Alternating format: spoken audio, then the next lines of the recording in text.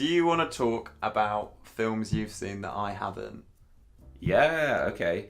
So in one, Sure. I've probably seen more than this. It felt like there was a span where I was seeing a bunch of films, but in 1 week I saw Shazam and Missing Link. So starting with Shazam, as our Avengers review has kind of proved, I'm not hugely keen on a lot of the modern superhero films. I don't see many of them. I feel like a lot of them play to. What about Justice League? I saw that one. I loved it. I mean, Neither of those statements are true. I always. This is the thing. I feel like a lot of them play by the same tropes, and usually I see that in the trailers, and it puts me off. With Shazam is the opposite, where, as Zachary Levi has repeatedly stated in interviews, it's big meets Superman. So the trailers played up the kind of fish out of water side of it, where a young boy named Billy obtained superpowers which allow him to turn into a big muscular superhero whenever he says the word Shazam, and vice versa. When he says Shazam again, he becomes regular Billy. And the trailer really plays up the side of him using this adult persona, not only to sort of impress people, like, you know, like zapping lightning in the air and getting like selfies with people, or like going into a convenience store with his younger friend and buying alcohol because he's an adult. yes. All that stuff seemed great. I was like, okay, this clearly has a unique spin to it. So I went and saw it. Unfortunately, that's the only stuff that really stood out to me about the film, and that only lasts for like a central maybe hour, probably less. Because before that, pacing wise, it's very bizarrely paced, because it starts with like a prologue for the villain. So you almost, it's almost like a Batman '89 thing, where you think it's like the lead character who's in their origin story. Okay. But then you realise it's actually, he's going to grow up to become the villain of the piece. And what's interesting about it, basically, that this wizard called Shazam is seeking someone to bear his power. And he tests all these children. A bit creepy if you ask me. The wizard testing these kids. It's very weird. He's testing these children, testing their sort of willpower to see if they can bear his power. And the bad guy, as a kid, gets tempted by this weird magical orb in the wizard's chamber.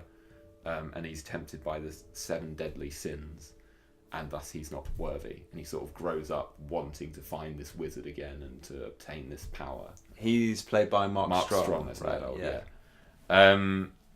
So, but that goes on for a little too long. You know, like with Batman '89, it kind of plays out a little bit, and then you within like 5 minutes, you probably see Batman, and you kind of get into the real gist of things. With the villain one, you see it for a good 15 minutes or so, surely, or it certainly feels longer.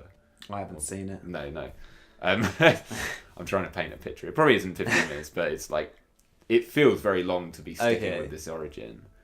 And then later on, just in terms of the way the story plays out, I don't want to get too into it because you haven't seen it, but you know, there are some very sudden changes where the film suddenly decides, okay, we're not on that section of the plot anymore, we're switching. So like Shazam playing with his powers goes on for a little while and it's all fun, and then just suddenly one scene, his little friend is like, you're being a dick and using your powers for nothing but fame, I don't want to hang out with you anymore. And it just comes out of nowhere, and it's just suddenly we're on to the next act of the film.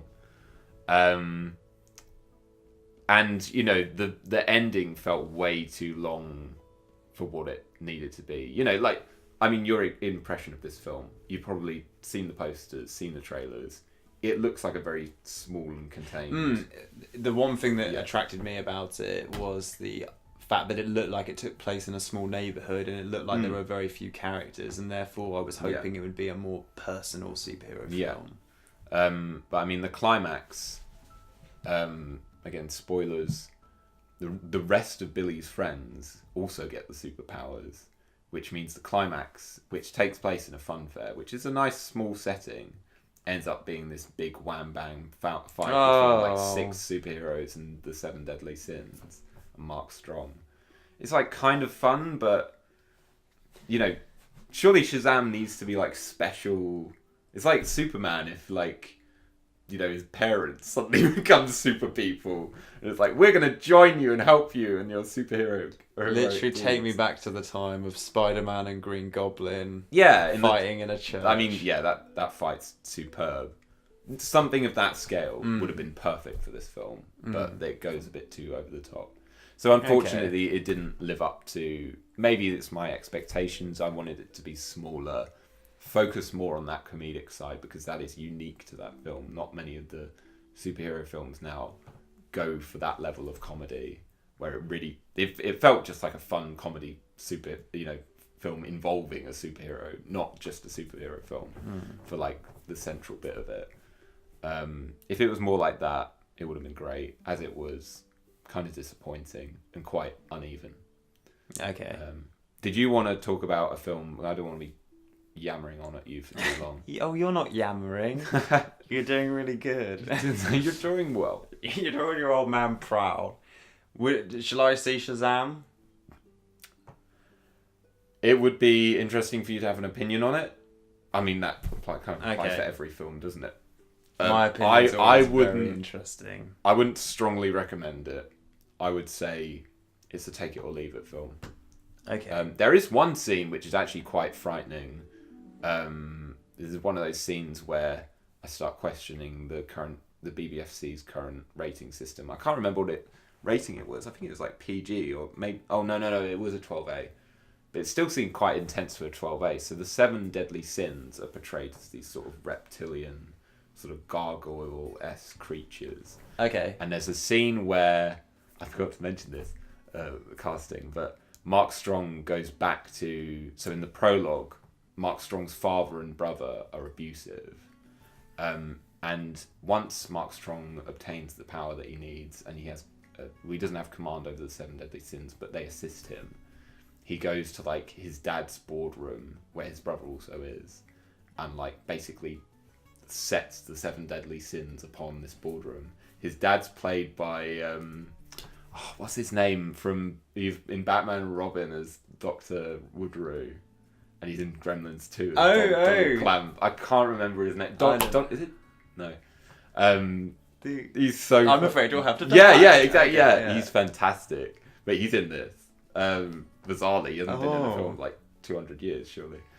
But yeah, he plays the dad. But yeah, that scene was surprisingly intense. So he just sets all these sort of gargoyle things on the board members, and there's like there's even like a brief shot where the boardroom has like frosted glass. Yes. And like the secretary's hearing all these like screams and roars. He like goes up to the glass. I'm pretty sure something like slams down onto it. But for a 12A like superhero film that all these kids are coming to see, it seemed pretty intense. Me being me, that one scene makes me want to see it. Yeah, I'd say that's motivation enough for you to see. Okay. Can I just ask one question before we move on? I don't know if you know who this is, but is Adam Brody in it? Who's he? He's in some films. Okay, I don't know. I've heard he's in it. He's in. So Adam Brody is an actor in a fairly like trashy TV show that I used to watch called The OC. But he's I find him a really, really underrated. Do you know what role he was in? No, I'm sorry. He might be the adult version of the main guy's best friend. Oh right, yeah. Maybe. I didn't know who any of those actors were. Okay, he played like the Shazam. We'll move on rapidly. I'll watch it. I kind of want to watch any film he's in. It's worth it. It's worth a shot. I don't think it's like highly recommendable, but okay, because I found it disappointing. But your mileage may vary. Okay, well, that's Shazam. That's Shazam. Shall I talk about extremely wicked, shockingly evil, vile, and evilly shocking, and just grotesque, plain gross? With Zac Efron. Yeah, so High School Musical 4. Zac Efron's taken a dark turn. No, so he's playing Ted Bundy, one of America's most notorious serial killers. I was looking into Ted Bundy, and he killed just a fucking insane amount. People think it's as high as like in the 70s. Really? How many people like he killed? So it's obviously a very, very like controversial topic, and I think it was all women he killed. I don't know how much you've heard about this. The film in itself has been controversial. Yeah. I think there's been the worry that casting an actor as likable and as charismatic as Zac Efron, and boy he is like kind of in itself glorifying the killer, which I don't agree with that view. I see that viewpoint, but I do think it's in the material, isn't it? Yes, exactly. It's all for me. It's pretty much always in the material, and I was interested to see this film because what I'd heard it was doing and what it looked like it was doing was focusing on the people who were won over by Ted Bundy, the people who thought, no, he's too handsome, he's too charismatic, this guy can't be a killer. And that is interesting to see it from the perspective of the people who kid themselves into believing he's an okay person. And also it looked like it was focusing on the way Ted Bundy took control of the courtroom and made sort of a celebrity of himself through the trial. These things are in the film, but I have to say I don't think they're tackled effectively. So I didn't like this film at all. Really? I thought it was quite bad. Yeah. I think really the only strong positive I can think of is I do think Zac Efron's performance is good. I think seems to be consistent. He's good casting for it, and I think it's actually an intelligent choice. I do think you can do that. I personally like it when casting decisions are made based on established star persona and then subverting those star persona. I think you can do really interesting things with that. Yeah. Some of our favourites are like that, Yeah, a lot of my favourite performances are particularly kind of comedic actors taking what they do, spinning it on its head. I think I always found Steve Carell really creepy. I thought there was something creepy about him in The Office. Something psychotic. So therefore, when he turned up in Foxcatcher, I thought this is really clever. This is a brilliant thing to do. Same thing with Zac Efron. I think it's very good, and I was really impressed actually with how he really underplays it. You'd be tempted. I think if you were him, you'd be tempted to really, really prove yourself in this role, and he really, really sort of understates it. He doesn't do I'm scary acting, I'm psychotic acting. It's almost like he's acting in a rom-com, and that's what that's in a better film could make that work really well. So I do think he's impressive, and I hope he gets roles like this in better films. But there is just. I was just very confused about what the film was trying to do. They set it up at the beginning almost like a rom-com. He meets. I think I've seen that from the trailer. Yeah, so he meets this girl played by Lily Collins. They start a relationship. I was kind of game for the idea that the whole film would be about her and how she was slowly seduced by him, and then how she refused to believe that he was a killer.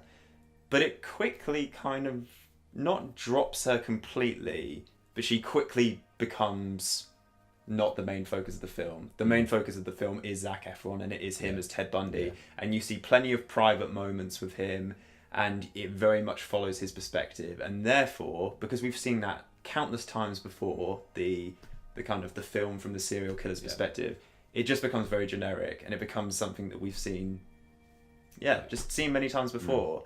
And at the same time, it's trying to do this kind of, but did he actually do it? Did he actually do it? To the extent that if you didn't know anything about Ted Bundy, you could doubt whether he was actually innocent or guilty. Yeah. And I just don't think any of it hangs together, and I don't think it's not used constructively. No, I don't think it has anything insightful to say about I'm sure it would be the story. More interesting to not say did he actually do it. It would be more interesting to say he did it, but what are the motivations there? What is the psychology behind that? Do you feel that? Yes. Yeah. I think what that ties in, that ties into a big formal issue, which is pacing. Yeah. This film moves at such a fast pace. My God, some of the films we've talked about before, fucking scenes just what you said about narrative function like this scene needs to perform this narrative function, and then it's over. Yeah. It's pretty much every scene. Like you get that one line which is like, okay, that's what that character's thinking, and then we move on. Michael Keaton makes a noise and then it cuts. Yeah. Oh my god, it would be great if he showed up in this. He could play Ted Bundy, shouldn't he?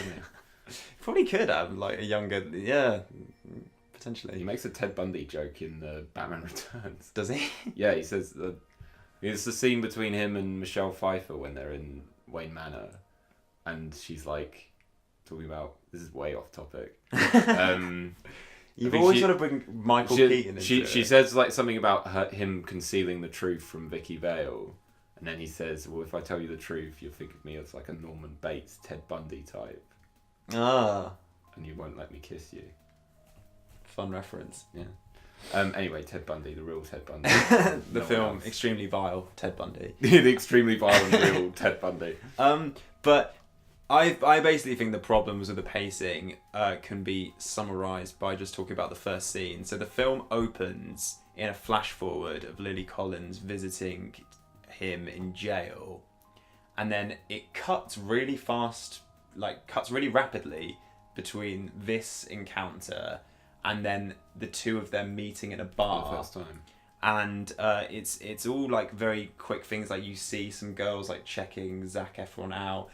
There's some dialogue. That wasn't like scripted. It was No, okay, this is another problem. But sorry, yeah. But yeah, then you see Lily Collins talking to like her friend, and literally the dialogue, this is not exaggerated, is something along the lines of like, "Come on, you need to talk to a guy," and then it's like, "Oh no one. There are wants... none around. Oh wait, there he is." No.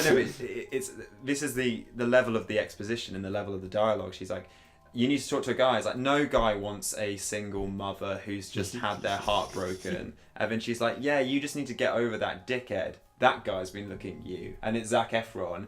And then they talk for like 20 to 30 seconds. And then they're dancing. And then it cuts to them going back to their house. And it's like, that first scene is so important. Like, it's so important. You need... How great would that scene have been if it was just like 15 minutes of just them talking and seeing his techniques and seeing his tactics and seeing how she responds to them, seeing her move closer to him and then pull away slightly, and then how he wins her over. None of that is done. The film is completely about what happened, and it never reveals why it happened. And therefore it is quite troubling as a result to watch it. And again there's all these shots of like women like checking out Ted Bundy, and it just like hits you over the head with this like he's attractive. He is attractive. It's like, you don't need to do all this. It's like put Zac Efron on it just screen, makes all the women in the film look stupid, and it's like just having Zac Efron playing that role establishes that. Yeah, I mean, it's not boring. It's just, I don't think it succeeds. So hesitant to dispense bad reviews. I know, tonight. but I just feel like we're miserable. But it's not a bad film. Really, some people will enjoy it. No, I don't think that. Our purpose. They probably will. To say yes or no. What is it? No. There's also this is a spoiler. There's a really, really terrible moment at the end, which could it cuts back to the flash forward of her visiting in jail, and she still doesn't know 100% whether he's killed these women or not. Right. And she's completely, the whole film she's like an alcoholic, but this isn't really developed. Well, it's there, but it's not developed properly. Yeah.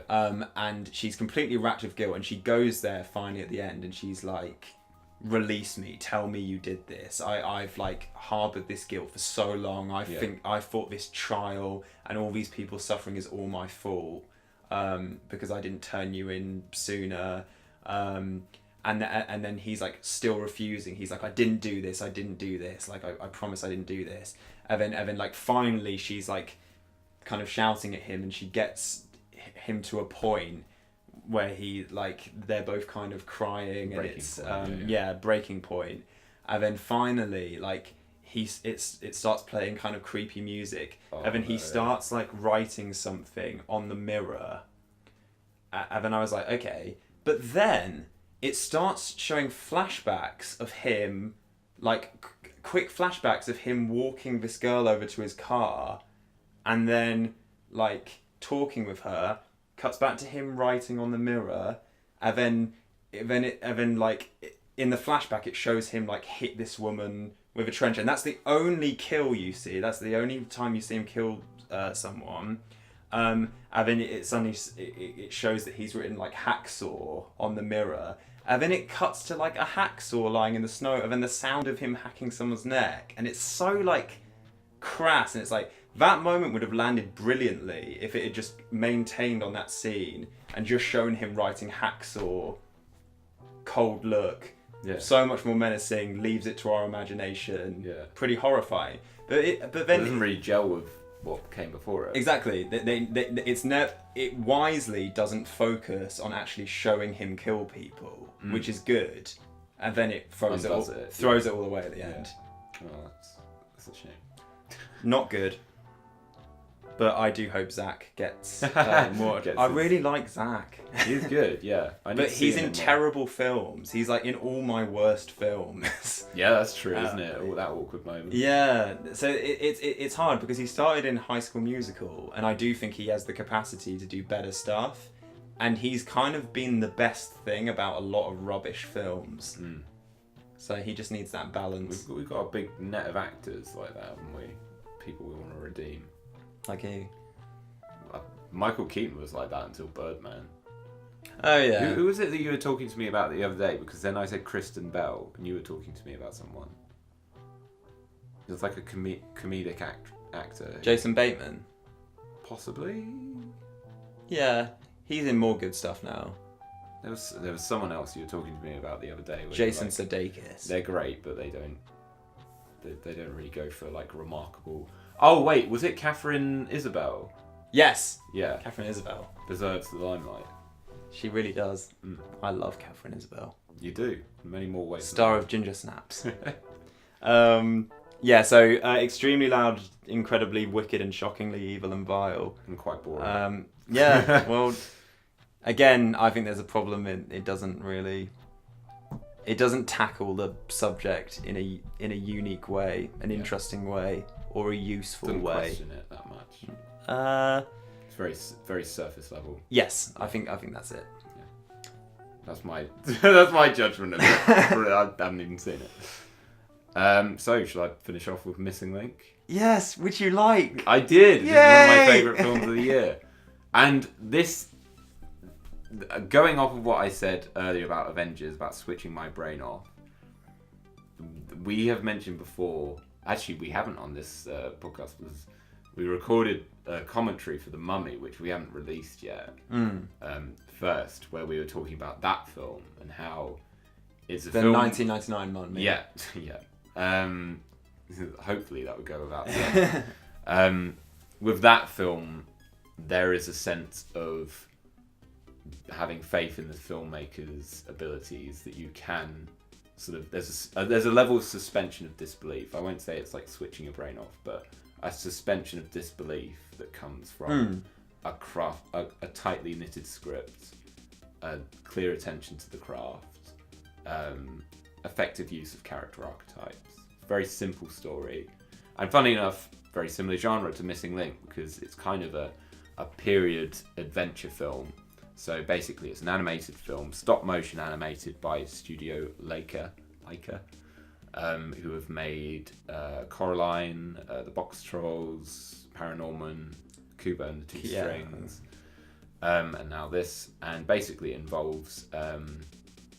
I actually had the distinction. I don't often remember characters' names, but I did from this one, but now I've forgotten them again. Frost, Dr. Frosty. Frosty! Basically a adventurer, someone who is trying to prove the existence of various mythical creatures. I think specifically the Sasquatch is trying to up his level in sort of society in the I think he lives in England. I think it's set in the prologue set in London. He's part of this this almost boardroom of gentlemen who look down on him for his crazy views that the Sasquatch might be real. And then he basically sort of puts a wager down that he can discover it, and then they will accept him fully into their circle. And none of them believe that he can do it. And obviously he sets off upon receiving a letter that someone may know something about the Sasquatch. It turns out it is from the Sasquatch, who is played by Zach Galifianakis. The adventurer is played by Hugh Jackman. And the Sasquatch wants to be reunited with more of his kind. So all of his kind locally have died off, and he's the last one. But he's heard about ones that may live in the Himalayas, so like Abominable Snowman, which he wants to be reunited with. And there's sort of a tussle throughout whether the adventurer is really doing it for his fame, whether he's just going to basically bring back the Sasquatch and sort of obtain his place in society, or if he's still in it for the adventure and that he's actually going to take the Sasquatch to the Himalayas. I think it's Shangri-La that these creatures are supposedly hiding at. Okay. I'm probably not making it very clear as an adventure film, but basically it's a globe-trotting adventure where this adventurer is trying to get the Sasquatch to his family before potentially bringing him back to London. And it's not heavy on the emotion, not the emotion, the sort of thematic side. There is a little bit about sort of colonialism and various other related topics, but it's quite downplayed in favour of a very Indiana Jonesy style adventure, visiting different countries and getting stuck in all these scenarios. And the Sasquatch, who is initially called Mr. Link, as in Missing Link, and then eventually settles upon the name Susan because they're very nicely done. He's incredibly charming. I mean, all of the characters in this film are charming, but he is done in a wonderful way. There's a very sort of fish out of water thing going on with him, where he just, he's kind of oblivious to human conventions. So he will just, say for instance, they're trying to break into an old friend of the adventurer's villa at one stage to obtain a map to Shangri-La. And he says to Mr. Link, throw this grappling hook over the wall. And he just throws the entire thing over the wall. And it's like, what did you do with it? It's like, I threw it over there for you, And the wonderful thing about that is that there are so many of these films, especially family films, where there's always that scene, like 2/3 of the way in, where that fish out of water obliviousness keeps going, and then eventually the main character says, "You can't live like this. Reality is different. You need to key into how other people think." But there's never really that sort of condemnation in this film. Like, he's allowed to live and sort of perceive things the way he does. Okay. And the film's that's nice. Much more wonderful for it. There are other conflicts in the film, but that is kind of like, he's allowed to be as kind of carefree and oblivious. And it's not, it's not destructive in any way. So it's kind of, it's wonderful to watch. That's the thing, like, from what you said about it now and when you said you first saw it, it just sounds like genuinely joyful. Yeah, well, I mean, stuff it's summed up in the fact that I came out and I think I needed to get back to do some editing, but I was like, it's a sunny day, I'm feeling really good, I'll go for a walk. And I went for a walk on the downs for like an hour or an hour and a half or something like that, just because it just instills so much sort of joy in me. It's just a real pleasure to watch, and really reassuring as well, because I've talked to you a few times about modern kids films where the pace is almost relentless, and I think they rely on much more like sort of opaque jokes to get kids laughing now, like very blatant sense of humor. Like, you think of like Minions, where it's like fart jokes and things. Yeah. Not that I'd completely, there is some good stuff in those films, but there's much more like a keying into big laughs on kids' films now, and unfortunately because they're kids, you have to do juvenile humour. But this film not only takes its time, but a lot of the humour is a little more downplayed. And the reassuring thing was I was sitting in this theatre. I was at the front or near the front, so I didn't have any. I wasn't creepily at the back, overlooking all these families watching the film. You had as much right to be there as anyone. It's you for everyone, universal. And kids were laughing. They were really laughing. There were some really big laughs in this, and it's just so wonderful to hear because I think I went to see Cuba and it must have been empty. I don't remember. Didn't have a vivid memory of kids. It wasn't as comedy based. I still haven't seen that. It was pretty good. I think I enjoyed this a bit more actually. But yeah, just a really joyful film. I don't know what else is. It looks absolutely gorgeous. There's this sort of narrative that I've heard before where people have said it looks better when, or films look better when they're closer to the concept art, because you'll see paintings or artworks from the concept stages that look glorious, and then by the time they actually incorporate that into the film, it because you have to frame it in a certain way, it may not look as appealing as it did as a piece of artwork. I don't necessarily agree with that, because you do need to do that for film. You do need to refine it for a cinematic presentation. Sure. Not to mention, an early concept design can look great on its own, but in terms of integrating it into a wider visual style and a narrative, it does need to be tweaked. Unfortunately, as glorious as it may look, you do need to adapt it. But saying that, a lot of the images in this film just looked like pieces of art on their own. There's just such a attention to composition in this film. And it actually had me thinking of Wes Anderson films, because I can't remember if I told you this. I started watching Fantastic Mr. Fox. I had to stop it because I just hated the visuals so much. I know everyone loves Wes Anderson for the visuals. I personally cannot stand the symmetry, the obsession with symmetry. In all his films? I would need to see more of them, but I know in Fantastic Mr. Fox it was just driving me up the wall. Because to me there's nothing creative about it. It's bland. It's just shot after shot of all these symmetrical images, and it's just it like my brain is used to taking in images that aren't perfectly mirrored. I'm used to a bit of a sort of dynamic image. I kind of know what you mean. I mean, the Grand Budapest Hotel, I think it works incredibly well because it's set in a hotel, which is like high class. It's almost I imagine it works in a sort of unnerving way, where it's like this place has been so immaculately designed that it is just like completely symmetrical kind of I don't think. I haven't seen many of his films. I think Fantastic Mr. Fox, I've heard quite a few people have had problems with it. Really, I thought most people loved it. I think some people have had a problem with the fact that it's like supposedly directed towards children and it is a children's story, and yet it has quite a kind of I had problems. It doesn't cater with that to as well.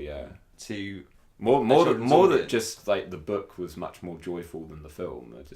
It looks quite sort of, I don't know, dark and not even dark. No, as in like cynical. I think is probably the right word. Probably felt a bit cynical. But in this, in Missing Link, they use symmetry very effectively. It's not absolutely mirrored, identical in each side sort of shots. It's just such a sort of specific attention to how things are composed and how to sort of divide and segment the image. It's just it's so satisfying to look at it. Not to mention it's just so colourful, and the character designs are wonderful and quirky. I loved it. I thought it was one of the better animated films I've seen recently. Yay! I like the film. I would highly recommend anyone see it. So, 2019, this and Us are your... Probably, so far? I would need to scroll back through what I've seen thus far, but so far, those are probably two of the top contenders. Okay, I'll definitely try and track down Missing Link. And that's the, that is my example of I don't always always look for a film with a deeper sort of thematic meaning. It's just when something really, emotionally grabs me, that can be just as good. There is stuff to be found in Missing Link, but the rest of the romp is just so enjoyable to watch and so sort of charming and reassuring in a good way. I think there are films that are so pampering that it feels, sort of sickly. Yes. This isn't, it's nice, but it's not sickly. Okay. That's good. I don't like to be sick. Thank God. You'll be sick. Yeah. Is there anything else, just quickly before we end, anything else you've seen not new? Older little gems? I'm sure Putting you on the spot a bit. Well, no, I should know. I should come into our review. Well, I showed you Under the Skin. Oh, yeah, I love that. I would need to... I mean, we watched it quite late after a very full day, so I was very tired. I think that's not... We can just recommend or not recommend. Yeah, I highly recommend that. I would highly recommend that. Oliver, on that same evening, showed me A Bug's Life. Yeah, it's one of the mix of films. If you haven't seen... is also very good. Very fun. I mean, it's a slightly similar thing to what you were talking about with Missing Link. It didn't make me it didn't affect me in the way some of the best Disney and Pixar films, in my opinion, did. But I think it's a very, very solid romp, good, vibrant characters. It looks beautiful still as well. Yeah. I think that it just looks visually gorgeous. Very visually impressive. One of the smaller films I watched... because I was looking back on the films I watched this month on my letterbox, and again, The Miserable, Party Pooper, I Am, nothing really stood out as amazing, except I did watch Hillsborough, which is a TV movie from the 90s with Christopher Eccleston about the Hillsborough disaster. Do you know about that? I actually read up on it after you mentioned it. Yes. Didn't even know it happened. That was... So, it's not like... You kind of have to get into a different sort of frame of mind almost, because it was like a television movie from the 90s. There's a fairly sort of flat, almost like documentary style... Yeah. What motivated you to watch it out of interest? My mum lent it to me. I was doing some research for work on it. Oh, right, And I was saying to my parents, like, shit, this is really, really awful. I've heard about it, but I've never like read into it properly. And they were like, oh, there's a brilliant film about it. Watch this. I watched it one night. A pretty harrowing experience. Like very kind of good raw performances. Just a very kind of what's the word? Like a genuinely... Well, it's not neutral. It's clearly in defence of the Liverpool fans. But it's... What's the word where it's like... It doesn't feel emotionally manipulative. It feels like you're very much just watching what happened. You're almost watching it as a spectator then. Yes. But you're kind of... It's quite clear where the kind of the moral... Right. standpoint should be. It doesn't force it down your throat. No, it doesn't force you out. It just shows how the event affected these characters, and it shows how just these injustice upon injustice started unfolding. Like, mistakes were made, there was serious negligence. Yeah, I was reading that. And yet the Liverpool fans were completely blamed, vilified. I got into it because I write about the Sun newspaper, and there was an awful headline that the Sun made up, which was like Liverpool fans were kind of pissing on the dead and stealing from the dead, and there was just no basis in reality of it. It's not true, and therefore I found the film incredibly. So what is it? A documentary or a dramatization? It's a dramatization. Oh right, okay, yeah. Sorry, I should have said that. But it's. It's still incredibly relevant, and it's still incredibly harrowing, because you just see that shit happen all the time. You can see how people get blamed for things, and how groups get vilified, and how they get reduced to these especially stereotypes. in that culture of like hooliganism in football. My dad's mentioned that. It's so easy and it's so simple, and it's like just like everyone went there to enjoy a football match, and this terrible thing happened, and it just speaks to like these power structures of the police and the law, that it was just so much easier to say the Liverpool fans were all drunk and it's completely their fault. But it does that in the individual police officers and the individual sort of people involved in the law and procedure, they're treated as individuals, and it's just a very, very kind of felt like a good and honest account of that event. Yeah. Oh, great.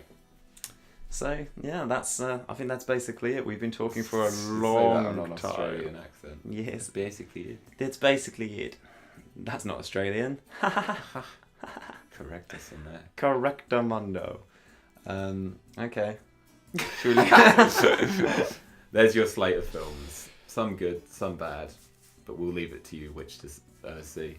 We won't decide for you. Go see all the bad ones that we've not recommended. And then you haven't told everyone to snuggle up under the covers yet. Go snuggle if you want. I won't force you. Go get Missing Link. Oh man, he would be great to cuddle. Link himself. Of course. Well, he's a big hairy Sasquatch. He said it himself. Most of it's fur. You just give him a big hug. So do that one night, and the next night, go shower. Buy the DVD for Extremely Wicked, Shockingly Evil and Vile. Snuggle up under the Snuggle covers. up with Zac Efron. Everyone wants to do that. Throw it out the window. Oh. So vote. Who would you rather snuggle up with? Thanos, Link, or Susan rather. Zac Efron, Mel Gibson. Spoiled for choice. Shazam. Oh, that'd be pretty good. Zachary Levi. Or Christopher Eccleston. Let us know. Comment below.